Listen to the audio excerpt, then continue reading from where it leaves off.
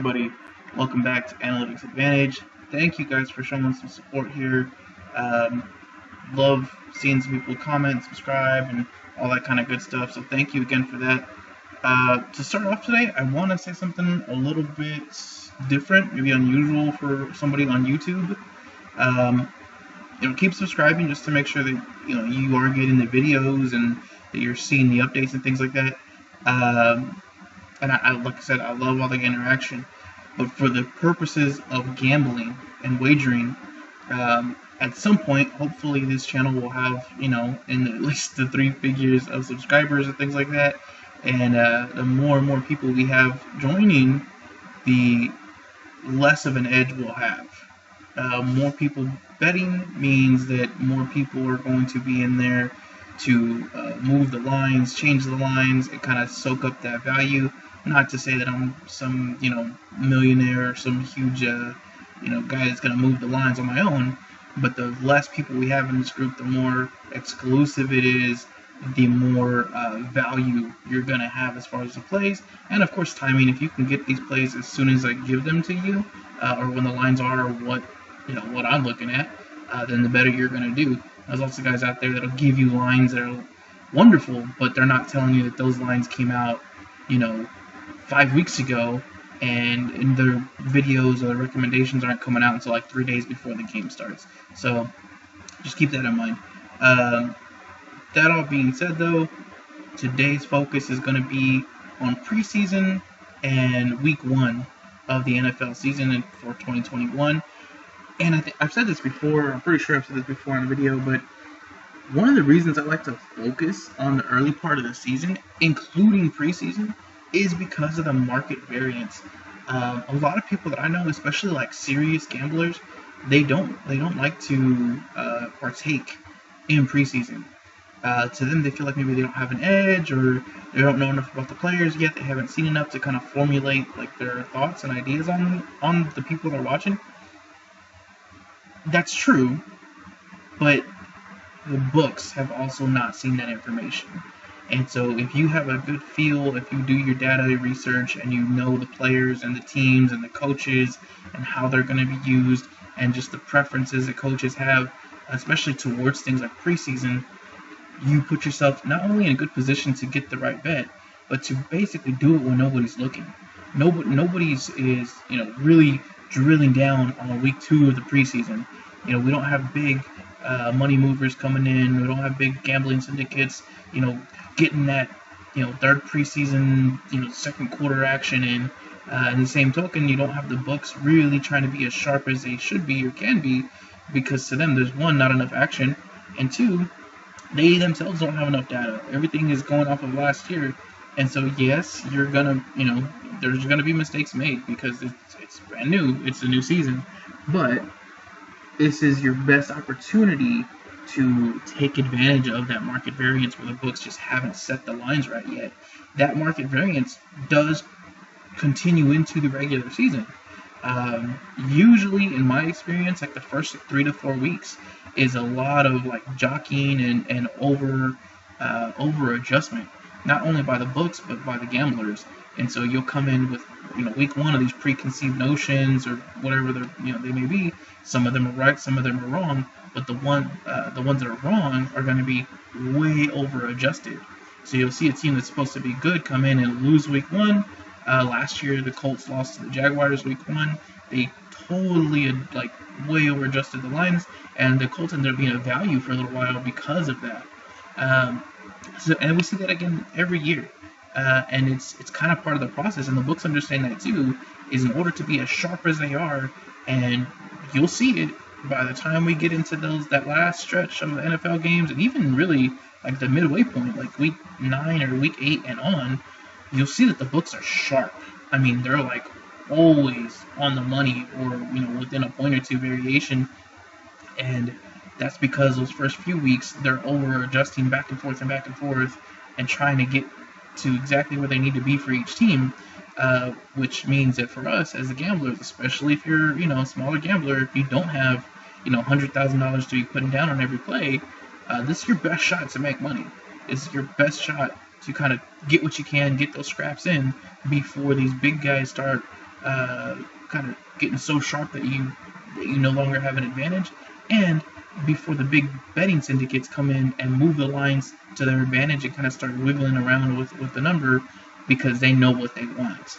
And there's all sorts of scenarios that this happens in where, a big gambling syndicate that bets $500,000 a play, they really want like a +7 on a number, so they'll bet $100,000 on the other end if it's like at -6, -6.5. That'll pop that number up to the 7 just for a split second, and then they'll go heavy, like 500,000 or whatever their max bet is, on the +7 on the other side. And so they bet both sides, but their first bet was only to move the line, and then once they make the bigger bet at the +7, now the line comes back down, and maybe it even gets over adjusted back down to -6. So either way, us as the small guys, we're going to get kind of pushed out of the market because unless you're really, really preemptive and making your bet super early, you can't really follow the steam because, well, you got pushed down to 6, which is worse than the original number that you would have got. But also, you probably aren't really early enough to get, or you didn't act in those few minutes that you could have gotten the 7. So now you're just kind of in a bad spot. So, like I said, all of that is just to preface, let's take advantage of the early portion of the season and kind of wean or taper your bets off as you get to like that midweek or the mid-weeks of the season. And then you start focusing on like futures and things like that, and maybe rearrange your funds so that you can kind of be in a win-win situation as we get into the playoffs, with divisional winners and Super Bowl winners and things like that. Secondly, though, and just as important, we have the coaches, and that's kind of what I was alluding to earlier. Some coaches have preferences on preseason or early season and how they're going to use their players, and so a lot of that is easy to find out. It's just go back and look at the regular, go back and look at the stats. For example, and a lot of people already know this, the Ravens have gone 12-0 in preseason games. Obviously, there was not a preseason in 2020, and it kind of works to our favor. Because after 2019, after the preseason, and you may recall this if you were like really paying attention, there was a lot of talk about it. The last preseason game of 2019, the Ravens won, and going into that game, sorry guys, somebody was calling. Like I was saying, though, so the Ravens ended up winning that last game, obviously, and there was a lot of talk about it, saying like, wow, this is amazing, the Ravens went 12-0, this is unheard of, for preseason, of course, within those 3 seasons, and I can tell you why, and that's because John Harbaugh truly emphasizes and cares about preseason games. To John Harbaugh, it's not just a matter of like, oh, let's just check out some rookies, and maybe our free agent is better or worse than we think, who knows, just trot him out there, see what happens. No, that's not it for him. For him, he is truly trying to set the precedent of, we need to win. We're gonna win. We are winners. We're gonna win. We're gonna execute our plan. And I'm not trying to, hide every little thing. I'm not trying to, I'm not trying to keep the media from seeing how I tie my cleats and, how I take a shit in the morning. Like, no, like, we're gonna go out there. We're gonna execute our plays. We're gonna run what we run. We're gonna do what we do. We're gonna win. And if we need to pull out some stuff, if you need to stay in longer to verify, to make sure we get this win, then my guys are going to stay out there longer to get this damn win. And I got to tell you, as somebody who, finds myself being competitive, I love that in a coach. I love a guy who wants to win. Doesn't matter if it's preseason. Let these players know that you're there to win. You're not there to just goof around and think, oh, well, maybe you're good or maybe you're not. No, we're here to win this damn game. So that's why. And if you see that trend, you would think, well, that's probably going to, carry over, right? Like this winning attitude, this win at all costs kind of mentality is going to carry over, right? Yes, it does. The Ravens are 3-0 in week 1 games over the last 3 years. And it's not even close. For the most part, they're blowing teams out. Now, it's helped that they played like the Dolphins that year, that the Dolphins went like 1-15 or whatever. But they always win these first games in the year, and it's not just because they have good players. It's because they have the mentality right. The coach has been coaching like he's in a real game for the last 4 weeks, and so are the players. They know exactly what they want to do. They've been executing at full speed, and he's had the players playing together. So yeah, it does matter, and they win those first games. This year, the Ravens are gonna start off the regular season against the Raiders, and that as of right now they're -4.5. I'm totally taking that. So I have not made a video on that play just yet, but that's something I'm really looking to do, and I kind of want to see where that line goes. I think a lot of people are kind of asleep on the Ravens. It's just one of those teams that, like, yeah, they're good. They've been good, every year. We don't know, whatever.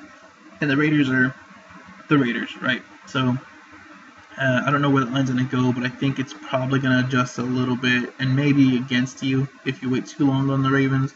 But anyway, so that's really what I'm looking for in coaches as far as preseason is concerned. And so the 4 teams that I've come away thinking, like, wow, these guys really care about preseason are the Vikings, well, the Ravens, obviously. Ravens, Vikings, Raiders, and the Bills. The Bills and the Raiders is a little bit different there, because the Bills, you had Josh Allen, one of those years, 2018 was his rookie year. The Raiders, John Gruden, he's always been kind of this, like, blowhard, and he does care about preseason, and that's great. But he has this, like, old school mentality, and so I think that's great during preseason, and I think he'll win some games during preseason. It doesn't translate into the regular season the way that the Ravens do, because he just plays like he's still playing in 1998. The Vikings, again, they just care. They care about preseason. So those are some really good teams as far as preseason, where the coaches are really going into these games like, we want to win. Those 3 teams that are listed are all 6-2 over the last 2 years in preseason. Again, the Ravens are 12-0. The Broncos and the Chiefs are the exact opposite, and it's teams that are really bad in the preseason. One of the things that makes it a little bit difficult to find, like, a bad preseason team is that usually if a team is really, really bad during the preseason, they're kind of a bad team in general. And what happens to teams that are bad, they fire the coach. And so when the coach gets fired, then trying to kind of estimate what the team is going to do next preseason gets way harder, because the coach is really who it comes down to. I don't care how good your players are, especially your starters. If the coach doesn't emphasize preseason, he's not going to play them, first of all, and if he does, they're going to be very limited. And at the end of the game, when possibly the other team is trying to win, if he's not really trying and he's not out there to win the game, he's just out there to get a scouting report, then he's not going to put his players in. He's just going to kind of run the water boy out there and let them get beat. So it's hard to keep a coach that's bad in preseason games employed. The Broncos are a rare team in the fact that Nagy's still coaching. He has been just god-awful for the most part. I mean, yeah, he got to the playoffs, but I have not seen one thing that I really liked about Nagy. Even just like his use of personnel is not really good. And I don't know how much say he has on draft picks, but the way he uses them hasn't been great. Everything's just been kind of like okay. Maybe you're good enough to not be totally terrible, but you're not good enough to really go anywhere. As far as this season, I think really the biggest factor that is going to come into play here. Sorry, I said Nagy, and I meant Vic Fangio, but for the Broncos it is. So again, he's just been kind of like an okay coach. Like, the defense has been good, but the offense has always been kind of like last year they had Judy and they had Drew Lock finally, like, in his second year, quote unquote breakout year for quarterbacks, and he was just kind of just kind of so at best. They're just not really doing it for me. And I think even like Warren Sharp said in his book that Drew Lock was going to regress in his second year, because the first year he had just got run really hot with playing against easy defenses.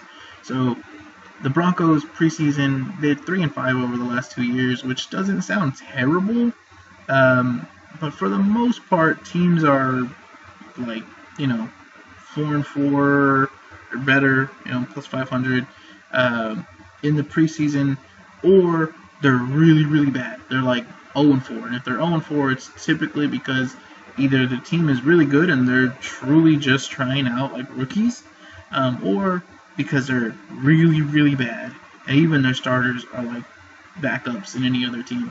So the Broncos are just in that rarefied air where it's like, okay, well, we're like an NFL team, but just barely. I don't know. The preseason for them is just not a good time. So betting against the Broncos and against Vic Fangio, and kind of just trying like saying he's not going to try that hard, it's probably the way to go.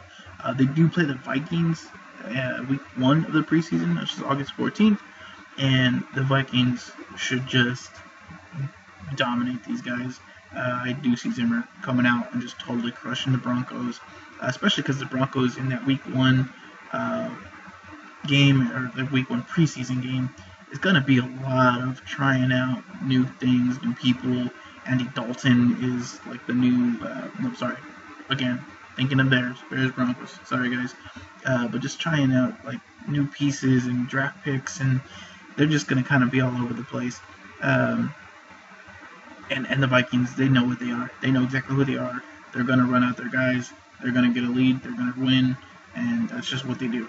So Vikings to beat the Broncos in the preseason week 1 is a play. Those lines are not out yet, at least not in my book, but that's something I'm looking forward to. And then secondly, we have the Chiefs. Now the Chiefs are also 3-5 in the last 2 years for preseason. Again, doesn't sound totally terrible, but the one team that was the absolute worst, like the opposite of the Ravens, was the Falcons. They were 1-11 the last 3 years in preseason. Pretty terrible. Now they have changed their coach, so coming into this preseason, we have no idea what to expect or what this new coach is going to be thinking and how much kind of credence he puts into preseason. So we really can't bet against them to start with. But one of those 3 wins that the Chiefs had was against the Falcons. And so knowing that the Falcons basically didn't ever win preseason games and tried to lose every single one, kind of makes me question one of their very few wins for the Chiefs in the last 2 years of preseason. So, if you want to take that away, they're 2-5. Really terrible. Now, they're obviously terrible for a different reason than the Broncos. The Chiefs are the exact opposite. They're kind of like what I was saying earlier. They are a great team. They know they're a great team. They know exactly who they want to play. Their starters are all set. There's really not a lot of questions about the lineup. Andy Reid is a great coach. He's not trying to really expose any more of his playbook than he needs to. And, he's been around the NFL. He knows what to expect. So he's not he's not some new coach coming in that's going to go out there and try all these different plays, or he's not going to, do rookie mistakes. So playing against the Chiefs in the preseason is a really good bet. I have not picked a game that I really like for them just yet as far as preseason goes, but just keep an eye on that. So that's kind of preseason in a nutshell. Let's drill down to week 1, and I'm going to just kind of give you a little taste. I know we already have 2 plays for week 1. So the next thing that I have for week 1 is actually going to be the Rams. And so let me see if I can maybe get this into a better picture for you.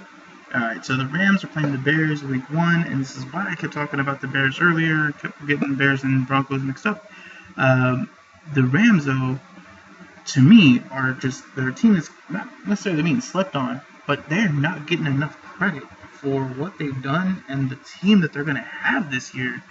Well, their biggest flaw, their biggest drawback on their team was the quarterback.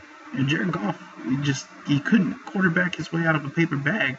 Like, he's just not a great quarterback. He was totally reliant on Sean McVay and what Sean McVay could tell him to do, and specifically where to look, when to look, how to look there, and then get the ball to the person that McVay had already kind of predetermined should be getting the ball. And it really hurt him, especially once defenses found that out. They were able to game plan against the Rams pretty easily, kind of stop them, and it just forced McVay to be even better than he already was. And I thought he was an amazing coach, but they forced him to be even better just to kind of compensate for the terrible quarterback play. They brought in Matt Stafford, who to me has been an underrated quarterback. The dude has been great. Yeah, he has some injury issues, and that's also, obviously we're going to take a look at that when we're looking season long. But the quarterback is great. He's a smart quarterback. I've never seen him, I've never thought, oh my God, this guy doesn't know how to read a defense. He doesn't know how to read a blitz. Smart guy. He knows what to do. He's been in the league.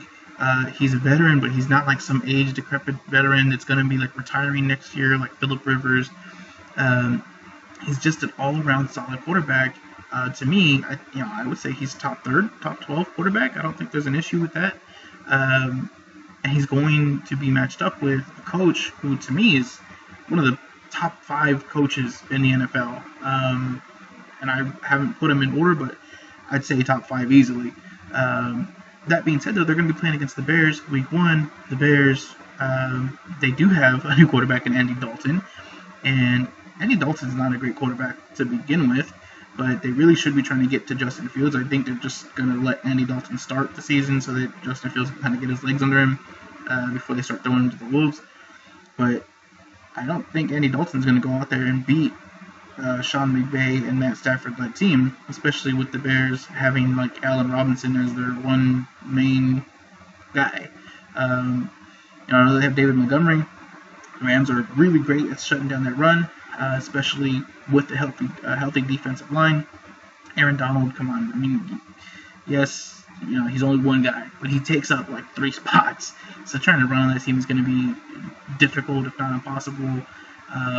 The Rams just all over the place. They have talent on the defensive side of the ball. They have talent. Offensive side of the ball, they have talent. Now they finally have a quarterback that can use that talent, and their coach is just amazing. Their coach knows exactly what to do. And one thing that I really watched and really drilled down on was first quarter plays with Sean McVay. And so I'm not sure what he does or how he does it, but he seems to always draw up a way to score on their first possession. Now, it doesn't always work, but I can tell you just from watching last year's games, and I watched every single game that the Rams played, and every time that they did not score on their first drive, there was some sort of mistake, and it was typically a mistake by Jared Goff. And I can tell you what kind of ran last year on those first possessions. It was a lot of end arounds, a lot of sweeps left to right, using their play action kind of off of that. So they'd like run to the right, play action run to the right, and hit like a quick slant route or hit like a drag route, and then sweep to the left, play action, sweep to the right, sweep to the left, play action, and just all the plays look so similar. And there's not a lot of huge gainers. It wasn't like they're hitting 50-yarders. It was just like 6 yards here, 5 yards there, 7 yards here, 5 yards again, and just keeping the sticks moving, and the defense not being able to really aggressively go after one facet. They couldn't just play the run because they knew that play action was coming, but they couldn't just kind of like play the short game because there was a Robert Woods going down deep, going down for that 25-30 yard pass. So a lot of the times the issue was Jared Goff, and he was either like fumbling, bad snap, didn't sell the play action right, they just tried to scramble out of the pocket, took hits, took sacks, wasn't throwing the ball away, false starts, stuff like that. And obviously the false starts aren't totally on Goff, but there was some sort of error, some sort of mistake that happened to stop those drives. And a lot of times those drives still ended up in a field goal. So their first possession drives are just amazing. And this is something to watch, not just the first game, but the entire season. Watch how Sean McVay orchestrates these first possessions. And Sean McVay, I'm convinced, is under the impression, and I'm right there with him, that getting out to a strong early lead is the best way to win. Once you are out to the lead, then you dictate the game, you dictate the pace, you know what your opponent is going to try to do for the most part as far as like trying to get back in the game, and he's really going after that early lead. So I love it. That being said, I think that the line is pretty accurate. It's -7. So Rams -7 for week 1. I personally would tease that down to -1. Not to say that the Rams can't beat them by 7, but I really think this is one of those games that's either going to be very low scoring, like a 17-20 kind of game, where the Bears maybe make like a last-second touchdown and kind of make it somewhat close, when the Bears are forced to pass. And I don't know, maybe I could see the Rams blowing them out by more than 7 easily. But these first weeks, you got to keep in mind, they're also trying not to let their whole playbook out. And also, like I said, Matt Stafford is an amazing quarterback, but he's also still going to have to learn the playbook. So they don't have, this huge open playbook just yet, or they probably won't. And so even if they did, they're going to have to kind of draw it back a little bit and not show their hand for the rest of the season. So a couple things that to me stand out. One, if the Rams do get out to the early lead, like I think they will, it could be like a 17-3 game at halftime, and the Rams come out and play very conservative, very close to the chest, and it ends up being like a 20-17 game, with the Rams really never being, in question. Or the game is so defensive because you have, you have this just two great defenses. The Bears are a great defense. The Rams have, like I said, a lot of talent on defense, and with a healthy Aaron Donald, it can be hard to move the ball, especially if you're a run-first kind of team. Jalen Ramsey's coming back, so as long as there's no injuries, both these defenses are really good.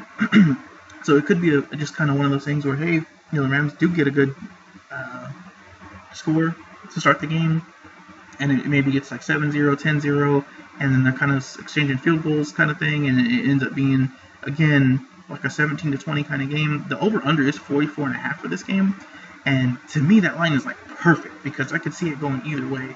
I could see, I could see the Rams getting out there and just blowing out the Bears, and the Bears maybe having an efficient enough offense with like a Dalton being able to get it to Allen Robinson, to maybe just keep it above what we're expecting, and get this to like a 50-point game or 47-point game, 47 being the key number for totals. Or like I said, I could see it doing the exact opposite, and like I was explaining before, being under. So I'm not touching the total in this game because there's too many caveats, there's too many kind of ways I can see this game playing out. But I do think that the Rams -1 is a tease, and you have to find the other leg of that tease. We can go over some of that in another video, but that's something I'm keeping an eye on. If it drops down to 6.5, I will grab it at Rams -6.5. But if I need to take the tease, I don't feel bad about it because I'm grabbing the key numbers of 7 and 6. I'm sorry, 7, 6, and 3. 6 being kind of the lesser key number, but still. You're grabbing those key numbers, bringing it down to 1 in a game that I'm pretty confident the Rams are going to win. Secondly, though, and I think more importantly, like I was saying earlier, the first quarter is also going to be a play once we get to week 1, and it's another spot that's not being heavily looked at, and you got to find these things that are kind of going under the radar. So there's no line out right now for the first quarter, but just from experience, I can tell you that first quarter line is going to be something like Rams -1, maybe Rams -1.5. Unless the line changes drastically, like it goes to like Rams -10 or Rams -14 or something, that first quarter is going to be like a Rams -1 situation. I am taking the Rams all day in that because I really, really, truly believe it's going to end up being either like 7-0 or 7-3 at the end of the first quarter, with the Bears struggling to move the ball, with Andy Dalton having a small playbook just like Matt Stafford does, but not having the pieces or the coach that Matt Stafford does. And so I really see the Bears struggling to score in the first quarter. Maybe they'll get better in the second half, maybe open it up a little bit because they'll be forced to, but I see them really running the ball, trying to kind of keep the ball out of Andy Dalton's hands, trying to not let him make a mistake, and they end up not having to be aggressive until like the second half when they realize, oh crap, we're losing, we need to start passing the ball some more. So first quarter, Rams -1, and even really up to like -1.5. I'm all over that. I'm dropping a unit on that. For the game, like I said, if you can find a second leg, and again, I'll show some other videos as we get closer to week 1, or maybe we can tease it with something else. I still like it, but that's, again, you're going to have to find another leg for that. So one last thing as far as the Rams first quarter, we have last year's scoring, and the Rams were scoring 4.8 points in the first quarter last year on average, which again goes to kind of what I was saying. They were not always getting that touchdown, but they were, more than half the time coming away with a touchdown in the first quarter. The Bears had 4.2. Also, still sounds good, but the slight point differential here, even though it's only 0.6 points, tends to indicate that the Rams are more often than not getting a touchdown, where the Bears were more likely to get a field goal in that first quarter. And again, that goes really to just the coaching differences. One coach wants to get the touchdown, wants to get the early lead. The other coach with the Bears wanting to kind of have that slow, ground and pound kind of game and settling for runs and field goals and things like that. So Bears, Rams, again, Rams -1 first quarter. Wait for the line to come out. Unless the line changes again, I can tell you that's probably going to be the line. So just keep an eye out for it. Last thing I'll say today, guys, and kind of get out of your hair, or really two things. So one, the best way to prepare for the 2021 season, and I'm not getting paid to say this, I'm not getting anything for this, I'm just telling you because it's the best way to prepare, whether you're in it for fantasy, for gambling, just strictly for watching football, right? Read Warren Sharp's preview. It comes out the first week of July, so like within the next week or so here, probably right after 4th of July, he's going to drop it. It is just a PDF, so it's kind of hard to read some of it because it's, you need like the right screen to read it. A laptop or like a Kindle is probably best. But the Warren Sharp preview is the best way to prepare for the season. And I know a lot of people, a lot of other channels like Sports Memo and Sports Talk and whatever else is out there that do a lot of like free content that focus on gambling. They're great. They're great sites. Don't get me wrong. I watch them. I love them. Last year, I happened to just ask a question like, hey, what do you guys think about Warren Sharp? And they said, book is great. It's great info, but it changes once the season starts. Once the season starts, it's like irrelevant what he wrote down. I do not agree with that. That is a total lie. The reason I say that is because, yes, your team's going to change. Yeah, people are going to get hurt. Maybe some moves are made like free agency, throughout the season or trades or whatever. But for the most part, the core of your team is not changing.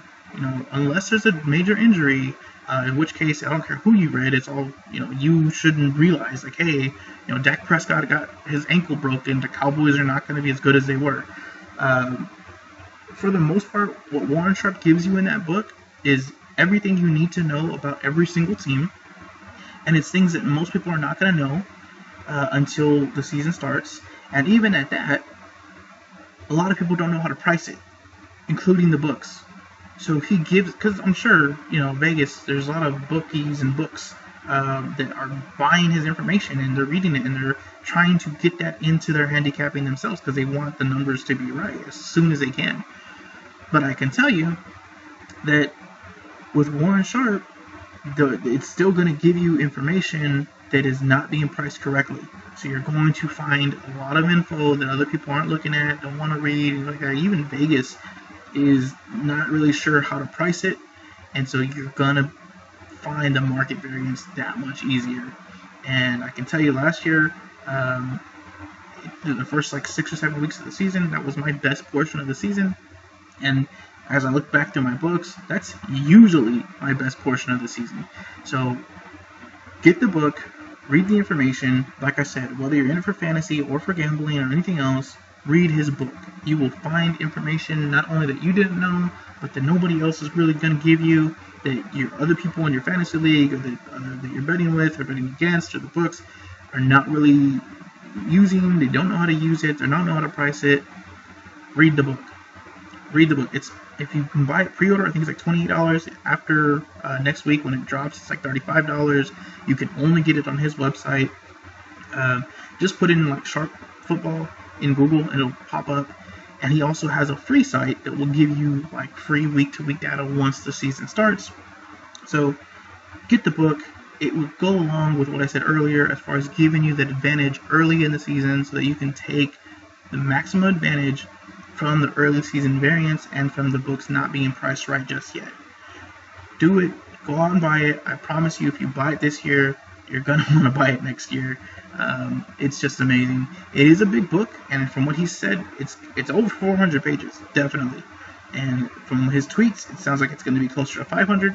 And if you watch any other channels, and I'm sure you do if you found this one, if you're watching people like Pat Mayo, if you're who brings on like Jake Seeley, if you're watching Sports Memo, if you're watching fantasy footballers, if you're watching anything at all regarding football, I guarantee you they're going to mention Warren Sharp and they're going to bring up his book. And a lot of stats and information that they're going to give you, including myself, I'm not exempting myself from this, is going to come directly out of his book. And they're going to use his book to produce content for you. Read the damn book yourself. Take away what you take away from it.